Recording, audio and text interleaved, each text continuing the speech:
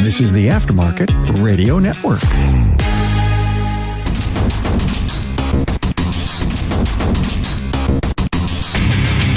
Welcome everyone to yet another episode of Diagnosing the Aftermarket A to Z. I'm Matt Fonslow, and so much time and so little to do. Wait a minute. Strike that. Reverse it. That and more after a word from our sponsor, NAPA Autotech Training. Let NAPA Autotech's Build-A-Tech program, like Build-A-Bear, help you turn your general technician into a moneymaker for your shop. Make them a profitable member of your team. Go to napautotech.com for more details. I am jumping all over the place with technical stuff and then going a little bit about neurodivergence.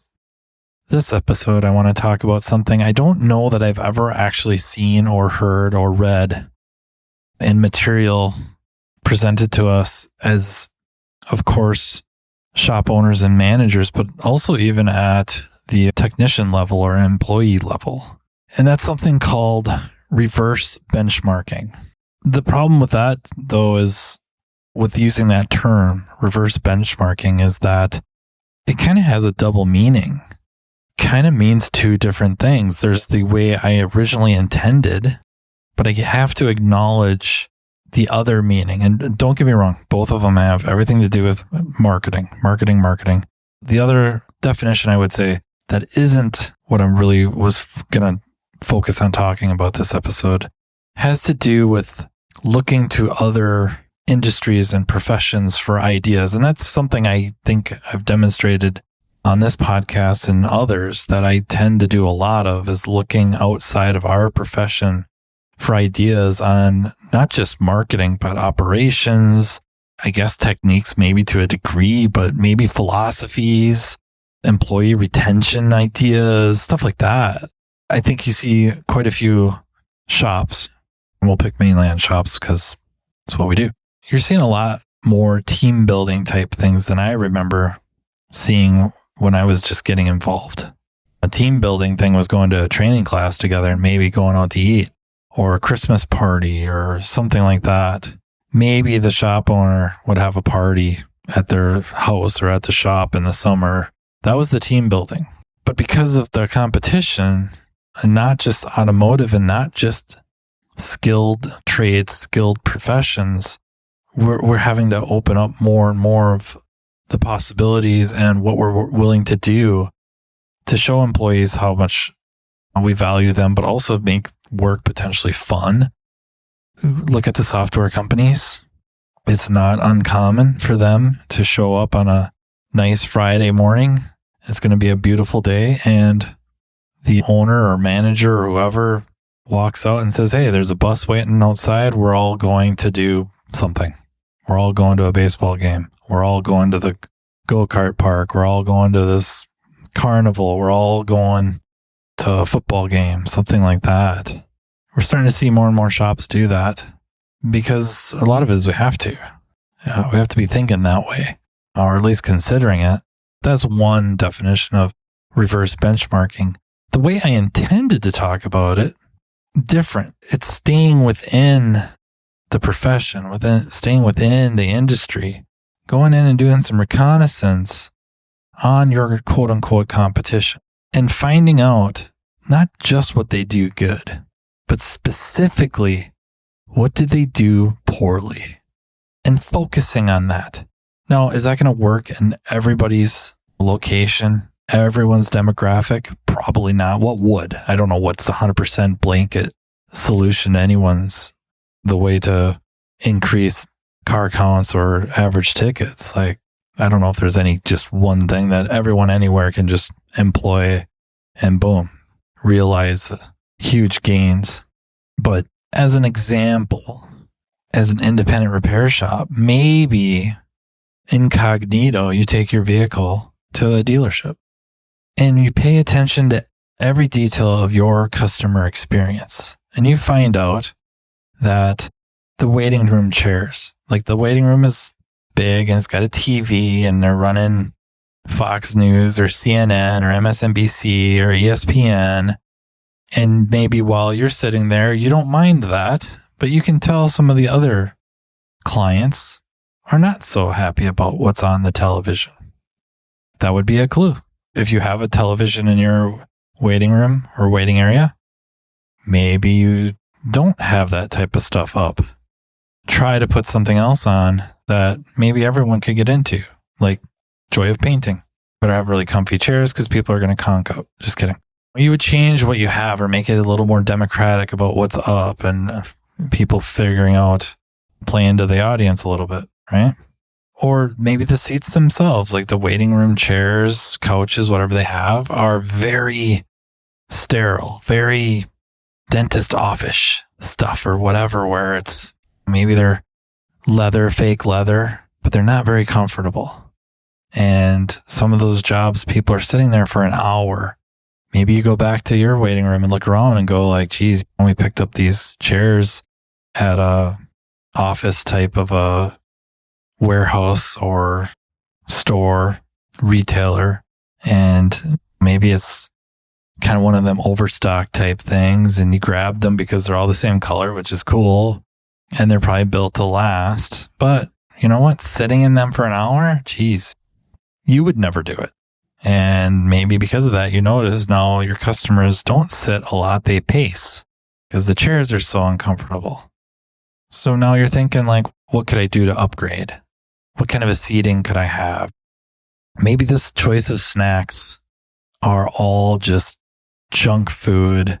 I hesitate to say horrible for you because I don't know if there's too many prepackaged foods that are going to be so effing healthy, but lack of options. The Keurig, maybe they do have a Keurig, but there's only one or two choices in drinks. And they have the bottled water, but maybe the bottled water is, of course, in plastic bottles, and people are now showing a more hesitant to use plastic or drink anything out of a plastic due to microplastics. So you need to think about some sort of a dispenser, reverse osmosis, water chiller, and a filter system feeding a chiller to have large quantities of very cold water, not just for the clients, but maybe for the employees as well.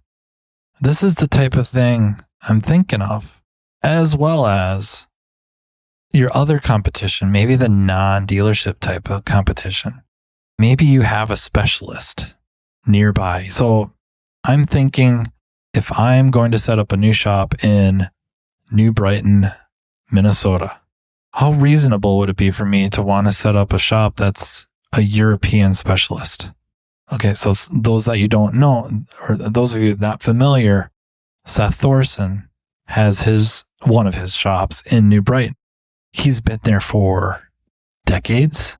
He's already got the setup. He's got the technicians. He's got the systems in place for European and maybe even more so higher end European vehicles.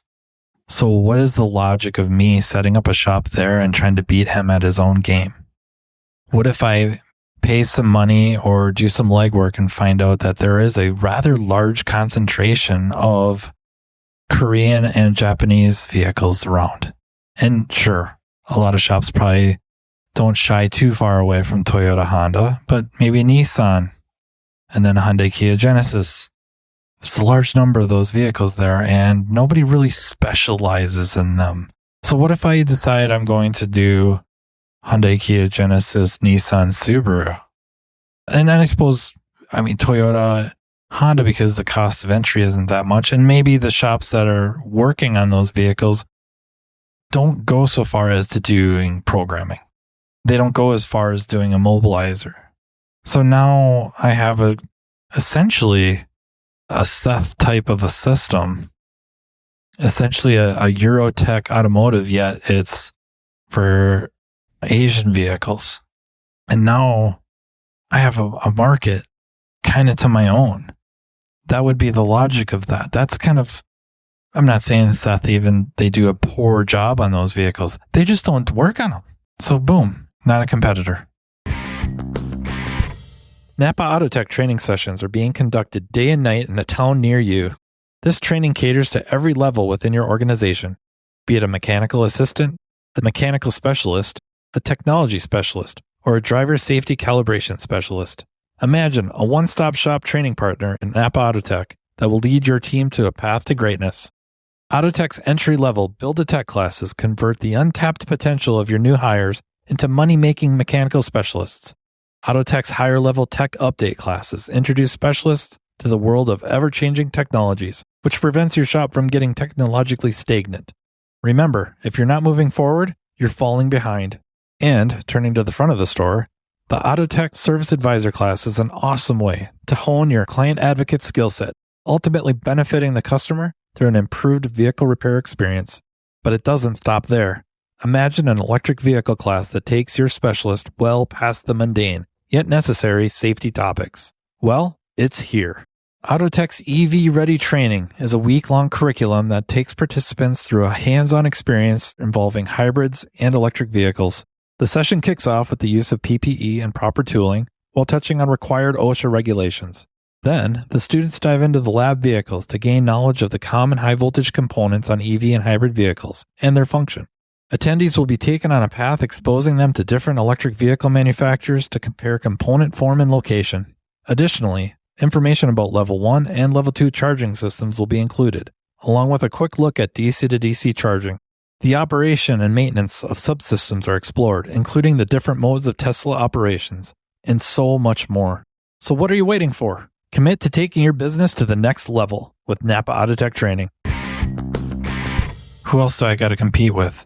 Are they specialists? Can I hire techs that are either specialists on those car lines from a dealer, quick studies, and next thing you know, I can kind of dominate a market because I'm focusing on stuff that people don't do well. And that might be part of a strategy with Riverside, the shop I work at, that, don't get me wrong, I think geography plays a huge role in what we do and how we can do it. But also doing the things that nobody else either wants to do or can do. It gives you almost a trapped market. That would be reverse benchmark. Finding out what your competition doesn't do so well. And it doesn't have to be diagnostics. It could be big jobs, engines, transmissions, timing chains, stuff like that, where they don't handle that stuff that well, or drive line. I mean, sky's the limit. We can just sit here and rattle off examples. Or if you can sneak in, if they don't know who you are, or you can get people you trust to bring their vehicles to this competition and find out, like, it's a zoo. I had no idea what was going on. I didn't know when they were going to look at my car. I didn't know when they called. They didn't explain what was wrong very well. Or maybe they did a really good job of all that, but this, but that, or who knows? Again, the waiting room, the restroom, the lighting, the outdoor lighting. I picked up my car at night and it was so dark. I would have never sent my wife down there to do that. I would have never sent my kid down there to pick up the car. Stuff like that. And now you're doing things that they don't do so well. That's reverse benchmarking. And I don't know that I've ever really heard anyone do much of a presentation on that. And I think that it's a very, very reasonable strategy. If we take this down to the technician level, or up to the technician level, however you want to think about it. If you're working in a shop that's got like an established, we'll just say mechanical specialist, that they rock at that, taking it apart, putting it back together really fast.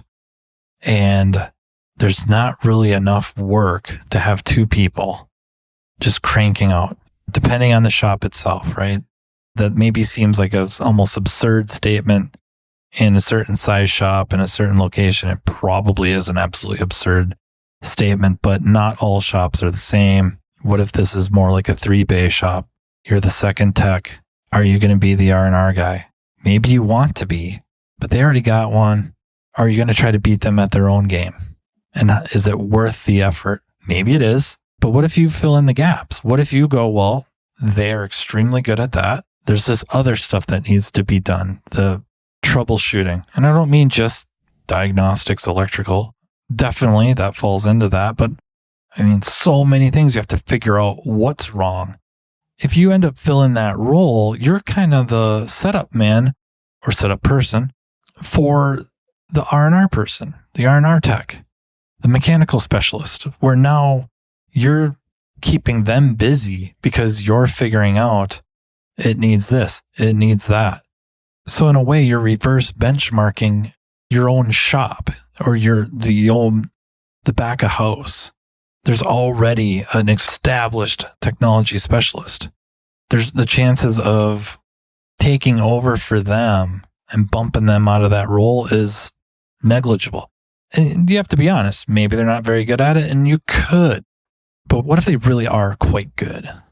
And you should try to learn from them. I'm not saying you limit yourself. I'm not saying you just ignore that. But if you start focusing your energies on really see a need, fill a need, you become invaluable. You become an extremely important cog to that wheel. You're doing things the others don't do well or don't want to do. And that becomes a very important role. Gives you an extremely strong position for negotiation as well, right? Not saying abusing power. I don't even want to get into that. People, when we get power in our hands, they start to, power corrupts, right? Start leveraging it a little too much. Well, guess what? The pendulum always seems to swing back the other way. Don't matter which side of the pendulum you're on. I think we got to be careful how we leverage things. And that's both sides. So yeah, I think there's a lot to that. It's reverse benchmarking. It's paying attention to what the competition or even what your colleagues do not do well and working to become quite good at that.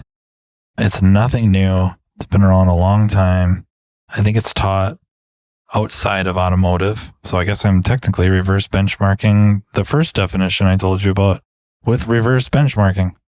But yeah, that would be that's my suggestion, regardless of your position in the company, is trying to open your eyes to see what people do really well or what other competition does really well, or even outside of the industry.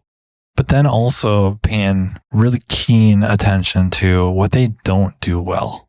And what could you capitalize on? What could you do? What could you add? What could you change to separate yourself from the pack? And I think that's where the prize is. That's where you can really, when it comes down to it, number of cars and average ticket. That's what we work to do to make more money. So with that, I'll call it. Just thank you for listening, and thank you to NAPA Autotech Training for sponsoring. Thank you to the Aftermarket Radio Network for making this all possible. And just have to mention, the Aftermarket Radio Network is more than just Carm and myself. There's also this Craig character.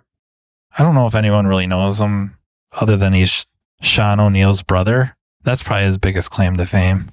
If you've ever met Sean, great guy. So I guess being Sean's brother wouldn't be such a bad deal. I'm just kidding. I love Craig and I love his podcast. It's called Speak Up. Craig should learn to listen up. I'm just kidding. Great guy, great podcast. You also have the Weekly Blitz with Chris Cotton. You have the Auto Repair Marketing Podcast with Brian and Kim Walker. Excellent podcast. And then Really Business by the Numbers. It's a podcast done by all things freaking CPA. So I guess that makes sense. Hunt Demarest. It's a really good listen. It doesn't matter if you own or manage a shop. That is a great podcast to listen to. He just dumps tons of information on you. It's a great listen. I kid you not. I'd like to make more fun of them, but it's just that good. So with that, if you have any ideas for future podcasts or you'd like to be on, don't hesitate to shoot me an email at mattfonslowpodcast@gmail.com. And until next time, take care. You've been listening to Matt Fonslow, diagnosing the aftermarket A to Z on the Aftermarket Radio Network. Follow Matt on your favorite listening app. He's very interested in what you have to say. Let him know what you'd like him to cover and come on the show. Matt is all for advancing the aftermarket. Find Matt Fonslow on social media and connect or on aftermarketradionetwork.com.